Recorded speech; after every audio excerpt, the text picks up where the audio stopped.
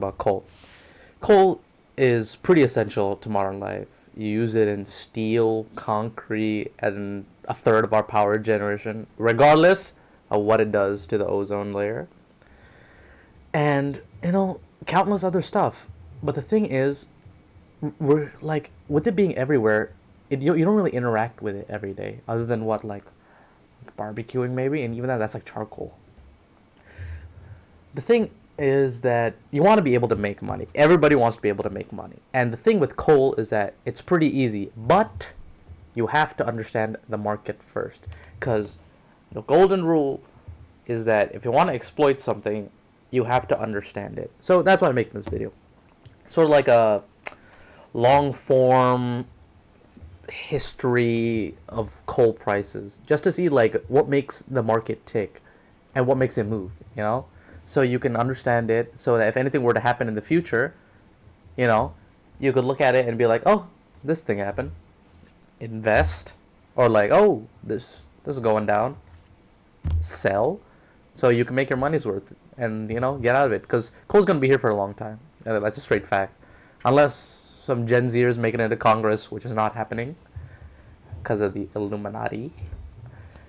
Coal's not going anywhere. So, might as well profit off of something while it's still here.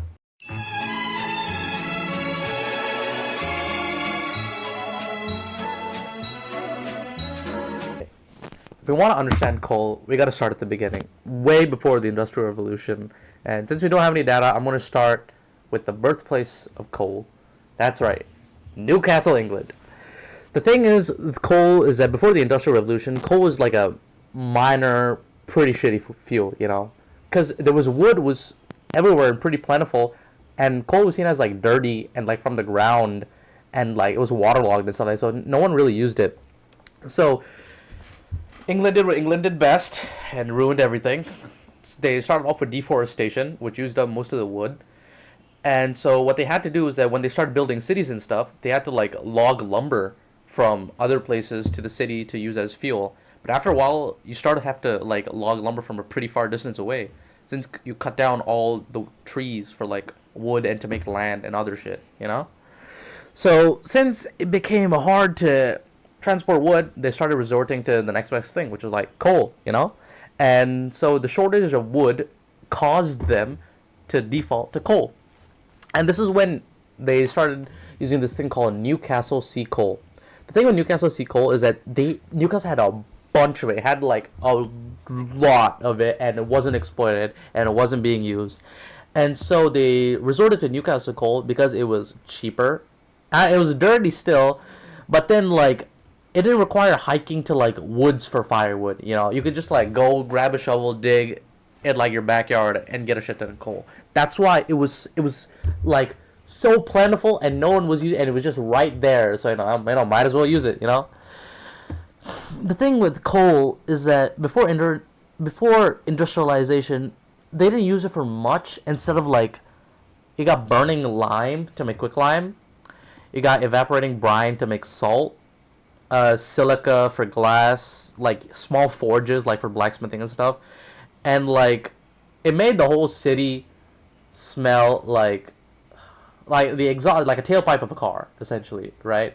So they only use coal for like high heat stuff, but then like after you start running out of wood, like I said before, everyone started using it. The reason was why it was so cheap, right, is because it was like really shallow. It was like no one like tapped it. So like usually with coal and like other stuff, you got to go pretty down into the earth to get it. But then since it was like so up there, you could just like go to your backyard, or like go to your neighbor's backyard, or just go to anyone's backyard. Only backyards. You couldn't get it anywhere else. Only in backyards. And it was like, another thing is that it was located in your riverbeds. So like, pick it up, put it on a boat, ship it off somewhere, and that made transportation like really really cheap. Another thing is that since no one used coal before, there was no like legislations with it, or no taxation, because it's essentially like moving garbage. So like no one had thought of anything about it. And the last thing was that England had so much of it that you could just use it. It made it so cheap. So coal was like essentially like the backup plan for wood they never used. At this moment in time, there was no like standard database for like coal values. So I had to do a bit of math. Refer to the notes. I didn't have any data from like Sengoku Jedi era Japan or like the Holy Roman Empire, so you're gonna have to bear with me. So this like values are calculated from between 1550 and 1760 because that's the only time frame I could find that people actually categorized it. So we're gonna start off with simple coal. So historically they use silver for coal, and they use silver for BTU, which is British thermal units, and that's kind of like an energy rating for coal. So it went in London, it went for 4 grams of silver per million BTU, British thermal units. And in Newcastle went 1 gram per million BTU. You know, you could like Newcastle had a shit ton of it, so like it'll be a lot cheaper. Now for the math. Back then, a gram of silver was 0.166 shillings, which I didn't know was a currency. Bituminous coal, which is the coal that everyone uses, it's like the highest value of coal. It's not, it's the one everyone uses. It's not the highest value, but it's pretty good. Bituminous coal sits at around about 24.93 million BTU per short ton, which is like short ton's like what 9 something. It's like a little under a ton.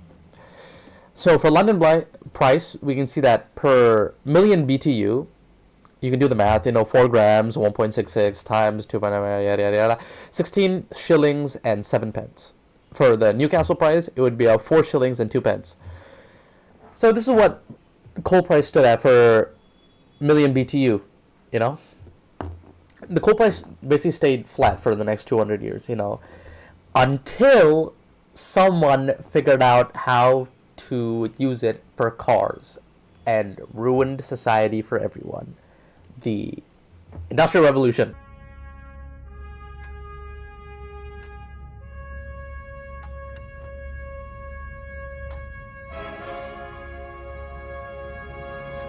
Now, after the Industrial Revolution, this is when things get interesting, because someone realized that if you boil water and make it spin something, you could eventually make a silicon screen stream pirated movies. Humanity, So because of this, after the Industrial Revolution, everybody needed coal for things like steel, locomotive, factories, and like just a general societal addiction to like fossil fuels, And so after this point, all calculations will be pretty wild, since geopolitics and all of human society essentially depends on coal. And so we'll see how that works. So all calculations going forward will be further done with the bituminous coal in the 700 GAR range. And we'll be noticing for the next 200 years from 1760 to 2025. So we'll see how that is.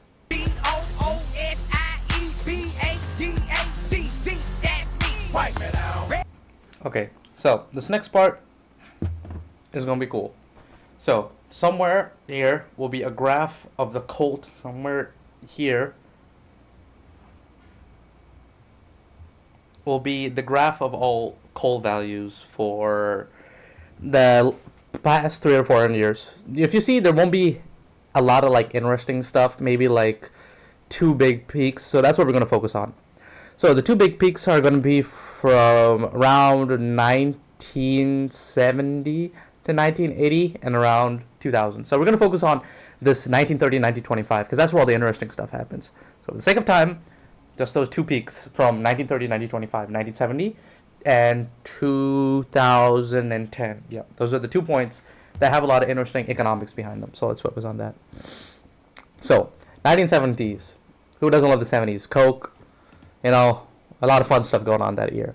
So this era was essentially, pretty interesting because coal jumps from sitting at a solid around $6 per short ton in USD. We're going to go USD now on because people start, categorizing stuff nowadays. So from $6 a short ton at 1970 to $30 per short ton in 1980. Pretty big jump considering 5 times. Jesus Christ. So you might be wondering what happened, right? And that is when the US comes in, much like most of history, It's the U.S. plays our flawed main character, you know, who kind of messes up the economy. So this is how the story goes essentially. So the price jumped for a couple of reasons. One, in 1973 there was a OPEC oil embargo, essentially meaning that the countries of OPEC, which is what's OPEC stand for again? It's like oil, petroleum exporting countries. OPEC. Yeah, Organization for Petroleum Exporting Countries. Yeah, OPEC. They put an oil embargo on the U.S. and the oil price quadrupled. So this caused the U.S. to fall back on, all right, let's see which coals are a lot cheaper, and which fuels are a lot cheaper, and so they use coal. Never mind. And so this caused them to swap from oil to coal, and governments panicked about energy dependence, and the U.S. had a bunch of coal back then. So, coal went down, they had a bunch of oil went down, they had a bunch of coal, and so the U.S. government was like, hey, why don't we just move here? And that's why the demand for coal was so high, and that drove it outlasted the surplus that they had, and it drove up the demand, because the U.S. being a big industrial country, that just kind of where the price went. Next thing is that inflation and the rise of mining costs. After the 70s, people started realizing how dangerous coal mining was, and they established a lot of things like equipment inflation, wage inflation, because of all those, greedy blue-collar workers wanting safe work environments. Can you believe them? And things like steel inflation and energy inflation just going on around the 70s, And just essentially everything started to cost more. And around about this time is when environmental regulations started coming in. The Clean Air Act and mine safety laws were really pretty good for people, bad for business. And another thing is that in 1977 to 1978, United Mine Workers called a strike for 110 days, which halted production, which skyrocketed the already pretty straining coal market, So that's pretty much what happened. But the interesting thing is why the coal prices stopped rising after 1980, because they went up to $30 per short ton, and just went a little bit back down. If you can consult the graph, that'll be somewhere here. Oil markets eventually stabilized. They stopped putting the embargo on the U.S. The industry accidentally made more coal because they got scared and started to stockpile the coal in case of another emergency like this. And 1980-92, there was a recession that cut demand pretty hard. I don't know if you've heard about this recession. But 1980, was that the Great Depression? 1980 recession.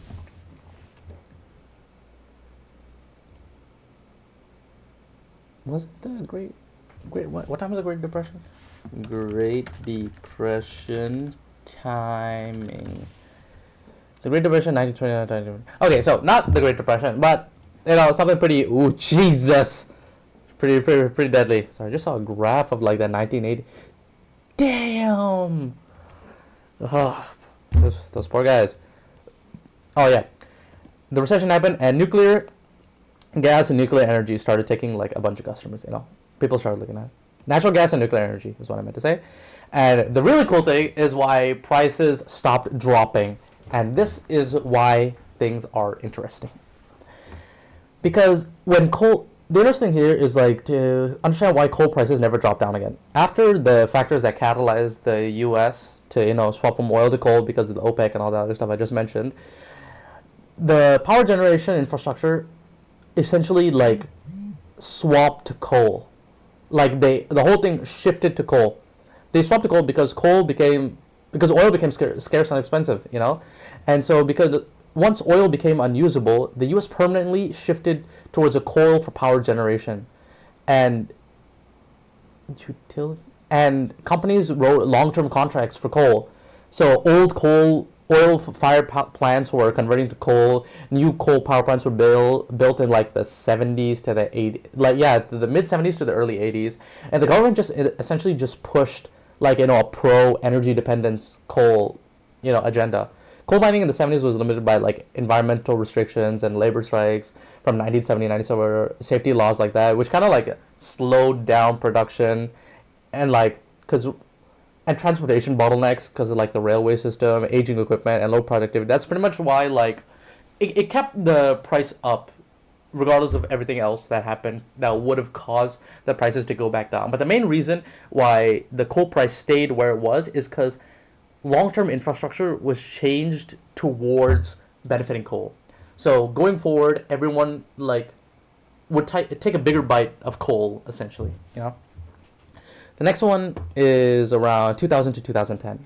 This is when fun happens because when China and India, they come into the mainstream. Good for them. So this decade doesn't show a lot of like dramatic jumps, but it shows like a steady increase where the coal price jumped from like 24 to 60. So a pretty decent jump, but they all have good reasons.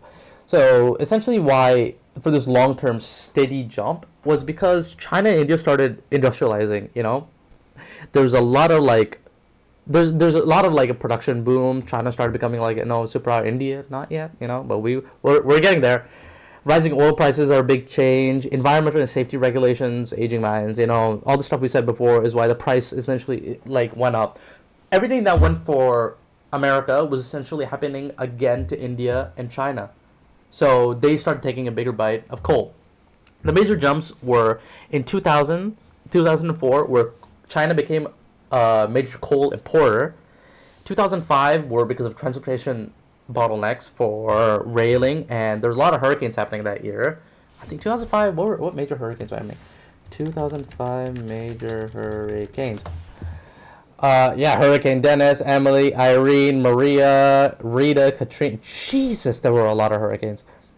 Dennis, Katrina, Rita, Wilma. Jesus, they got the entire cast of Family Matters in there. Damn. What else? 2008. Yeah, global commodity booms were around the 2008 housing crisis. Everything was like, that happened. And Australian floods, in a sense, Australia being a pretty big exporter of coal, Australian floods messed up the part. And in 2009, 2010, there was a post-crisis rebound around 2008. Same thing with COVID that happened. See, everything rebounded, stuff like that. Speaking of the 2008 financial crisis, it's the same reason why prices stopped rising. It's because that and shale gas boom, people started using shale gas a lot, and reduced electricity demand worldwide. That's what caused the prices to stay mellow, roundabout. But another interesting thing is why prices didn't drop back to their pre-event timings. It's because there was higher base costs for mining. Mining became expensive, like permanently became expensive for everything, with regulations, labor, and environmental like compliance codes, stuff like that. Infrastructure investments, mines, railing, stuff like this were upgraded or new stuff, so it caused more to like fix and things like that. Just same reason as before. Mining in and of itself became a lot more expensive. There was a lot of reduced slack as well. Before 2000, there have been like a lot of excess capacity, right? But since after the boom, like everyone started like chowing down on coal, there was like less margin for cost cutting, And there's been like export opportunities with domestic demand softening. Exported markets for coal provided. So what did I even write? Even with domestic demand softening, exports. Oh yeah. Like countries like Australia and the US, which had a bunch of coal, even if they themselves weren't like, big into coal, other countries were willing to take a bite out of the coal. Everyone was hungry for coal. Another thing was like switching costs and legacy. Utilities and coal companies had commitments. They had a long-term contracts for the government, essentially, and they didn't abandon coal. They didn't just jump ship. This was their livelihood, so they just kept peddling coal over and over and over again. And so that's why the prices stayed high. So the next was interesting, 2010 to 2025. I wonder what happened that year. So the main reasons for rise, you probably don't know, post-crisis recovery after COVID, Australian floods were disrupting the coal market. Australian floods are a big thing. And around Asia, since we all started industrializing, there was a big demand. And in 2016, there was a supply cut, which caused coal to jump. And another thing is that high quality coal was like being required again, and people weren't investing as much in new mines. Everyone wanted it, but no one wanted to do it. Everyone wanted coal, but they didn't want to put in the effort, pretty much. In 2021 and 2022, there was a big old jump. I will supply the graph somewhere here. It'll all be up when I mention the year timing, but whatever. After COVID, there'll be a demand surge, obviously. There was a global gas crisis, as you may remember, in 2021, 2022, and the Russian-Ukraine war, because everyone knows war loves industry. Match made in heaven. And there was over a Newcastle benchmark. So coal jumped to over $400 per short ton, which was the highest in recorded history. So know that. But it crashed afterwards. Unlike the other times, it essentially crashed. That's because there was, after the COVID, it went all the way up to $400 per short ton. Wait, let me check the graph. Yeah, back to 100. So it went from 400, it went from like, during COVID, it went from like $50 per short ton to 400 and back to 100. So why did it come back? Well, the other ones didn't. Well, this is because there's like a short-term jump. There's oversupply, there's new inventory, Asian demand weakened again. Asian demand went up, Asian demand went down. What's up with these Asians? Increasing diversification, people started using gas and renewable fuels, and like long-term structure of coal started to decline, which is sad to say because you can't make money off of that. But then so be it. So that's essentially the overall time span of coal. But next, we're going to look into similarities, pattern recognition. Hey, Pepe Sylvia, this name keeps coming up over and over again. Every day, Pepe's mail's getting sent back to me. Pepe Sylvia, Pepe Sylvia. I look in the mail, well, this whole box is Pepe Sylvia. Okay, so now we're going to talk about the patterns in the coal market, especially what are the factors that cause the price to go up and down. If you know basic economics, right, it's essentially when the demand goes up, price goes up. When the supply goes up, demand goes down, and like vice versa and stuff like that, right? Now, but we want to look a bit closer into that, right? Now, if we zoom in on the 1970s and the 2000s, what we just talked about, the factors that cause the coal to rise are the oil shocks, which is like the embargo that happened to America, which dropped the demand for oil because there was no supply for oil.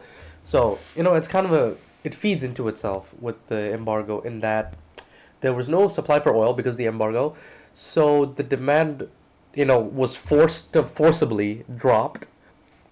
But then the demand for coal increased because the American economy essentially pivoted towards coal. And so that bumped up the price. So you see again, the demand has increased. Another one is that the U.S. had other OECD governments actively pushed to have coal domesticated, right? Coal production should be always domestic, and because that gives you a very generous thing. So another thing like that, like steady, consistent supply. Those are things that would spike up the price. Another thing is rising production cost and bad productivity. This again would increase capital expenditure or your production cost, and a decrease in productivity would reduce supply. So it's like that. When something costs more to make, obviously you'd charge more for it because you want to make your returns. You got to have that profit margin. So it's things like that you also have to look out for. The supply, the demand, and how much it requires, how much it costs to make something, right? And we can see this aren't the only factors, because in the 2000s the prices jumped for a completely different reason. In the 2000s we saw that China in and of itself had massive demand because China started industrializing. And because it started industrializing, it had a huge necessity to gain coal. And because of this, it just got hungry for coal, and then like I said, the demand, it increases, and it was responsible for over 85% of all global coal consumption that year. World Bank and others explicitly say that coal prices in the 2000s surged because of the rising demand from China and other, mainly China, but the other emerging economies.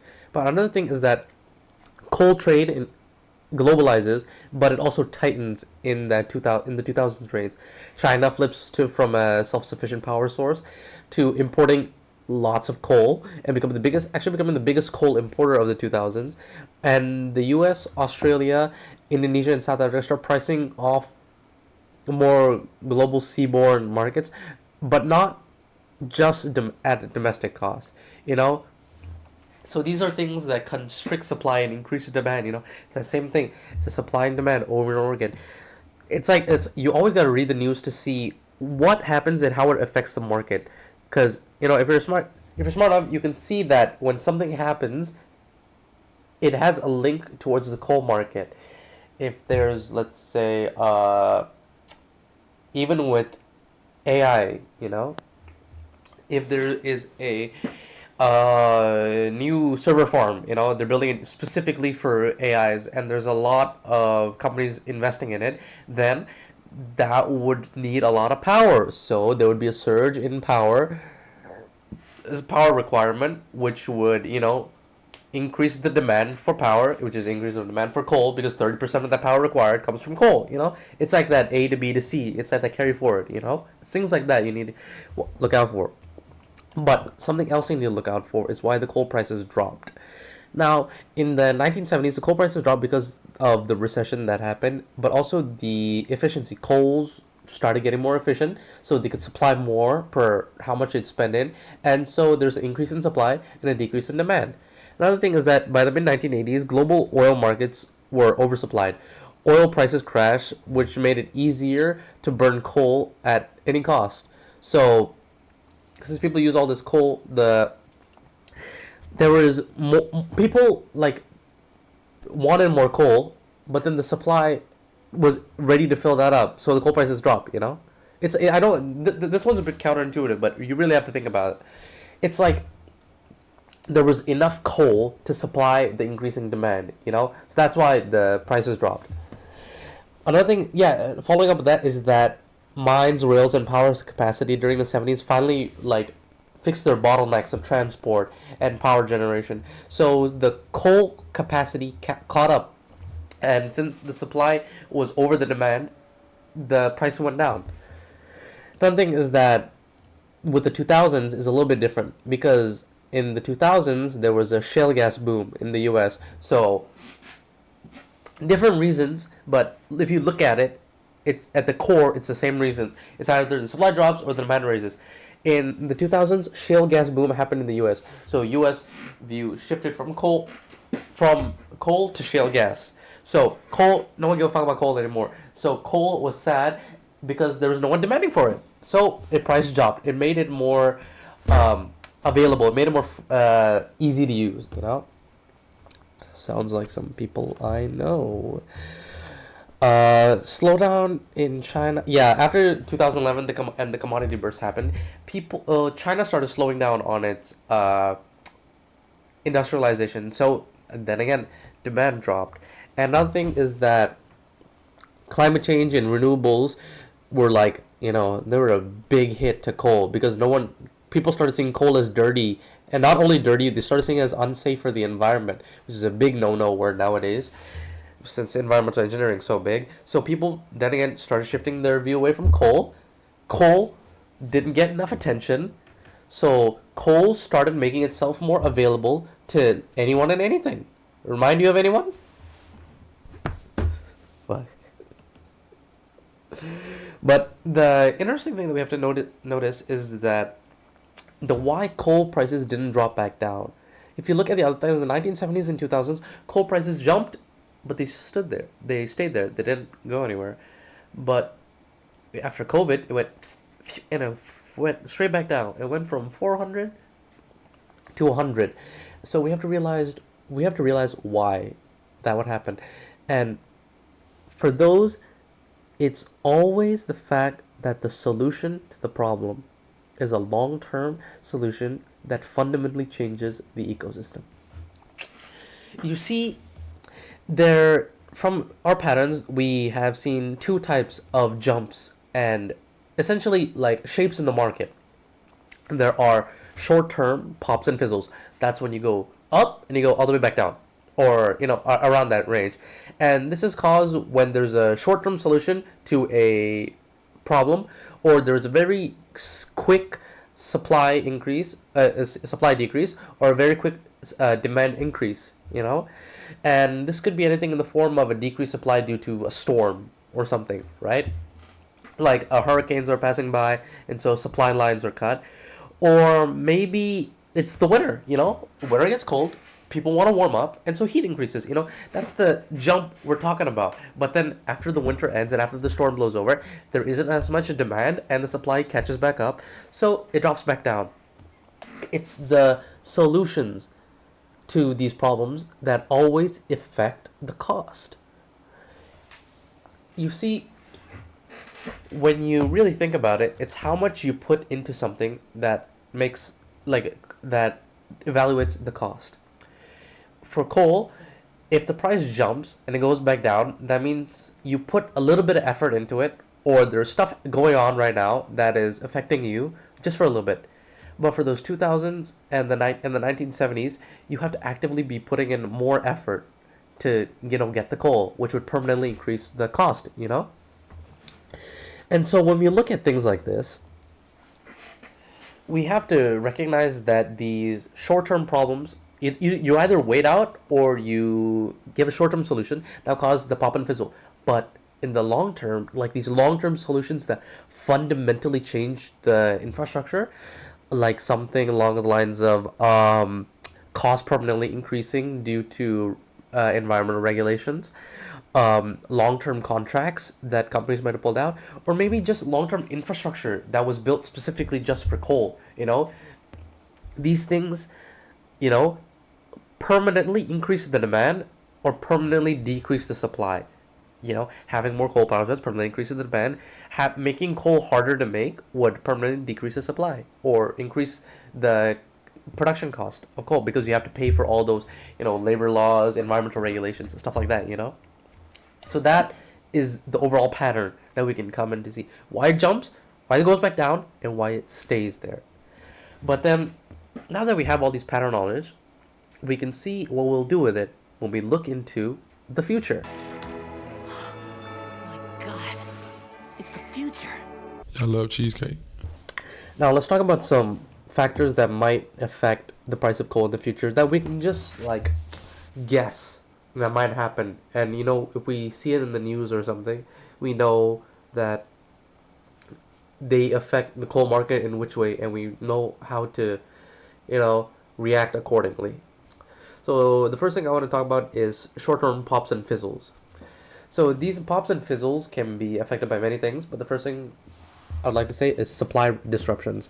If the supply is, disrupted, then we can assume for the price to go up because the supply decreases. This could be from anything from floodings in Australia, like we talked before, or even Indonesia and South Africa. Any weather event, essentially. I don't know why I said floodings are likely to occur, but any weather event that happens in a coal exporting country, especially in the area. So for Australia, you could say Queensland. For Indonesia, you could say Sumatra, South Sumatra, around that part. You could definitely analyze the weather patterns in that area and see how you can, when to invest and when you don't. Another thing is short-term demand surges. Like I said, cold winters or heat waves would cause people to, turn on their air conditioning or their essential heating. Temporary gas shortages in some countries would, cause demands to go up, and so you could account for that. What else? You have fuel switching. That's what I think. If natural gases and other fuels, the price skyrockets, then you can absolutely recognize the fact that coal is going to swap over, and fuck, I gotta sneeze.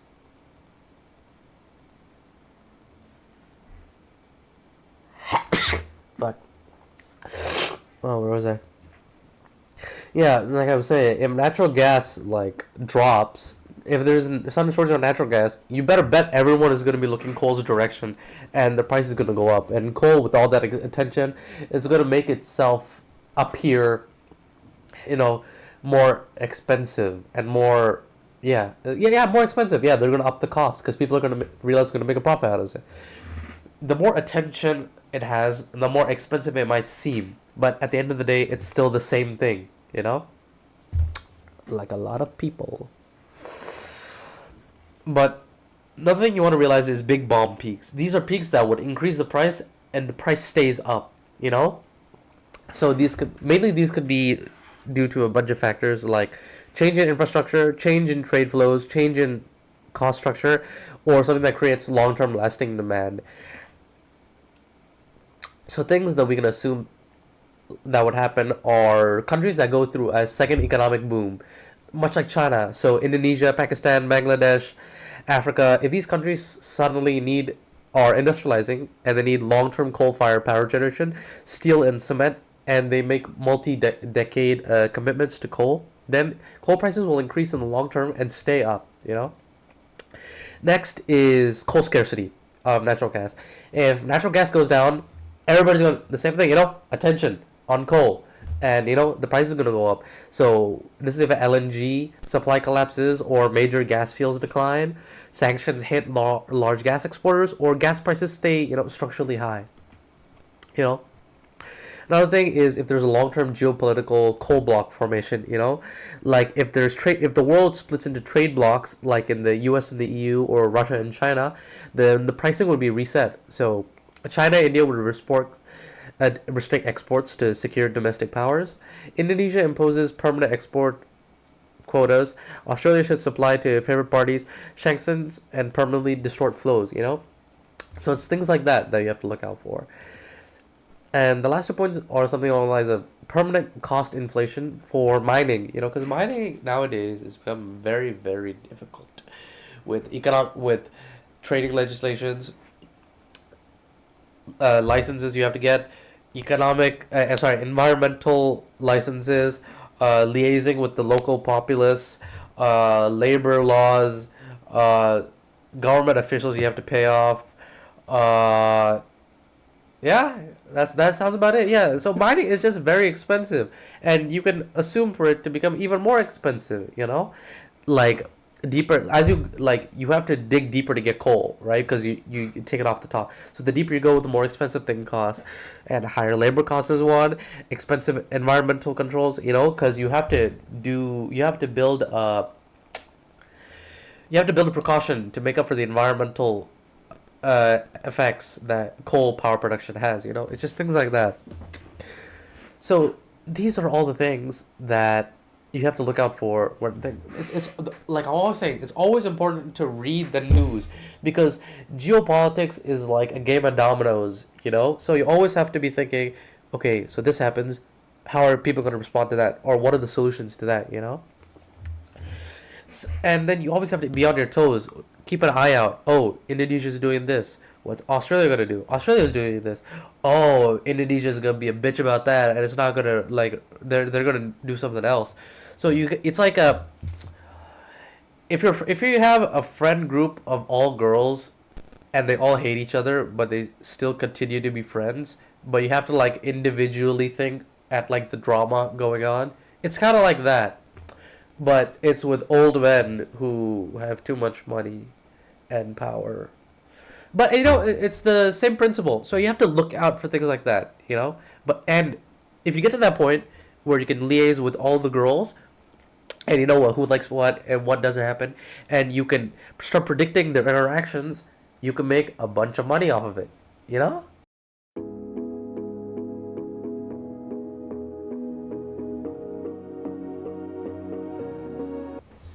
All right, now we're at a conclusion. Only things I have to say are look out for everything that I've said. The big peaks, the fundamental changes to the coal markets, but don't leave out the pops and fizzles, because in the short term you could probably exploit those. You could see, much like quantitative analysis, you could see what's going on and know when to buy, know when to sell, things like that for futures. And important thing is read the news. The news is probably the most important thing when it comes to this, and get your news from a lot of different sources. You don't know who's controlling the media and the news, so you want to look out for get your information from a lot of different sources, so you can cross-reference and see what's going on, so you can get a whole view of the picture, not just one person's focus thing of it. Read the news and see what's going on, and hopefully everything that I've said, and you reading the news and seeing what's going on, you can make a shit ton of money off coal. Thank you for watching.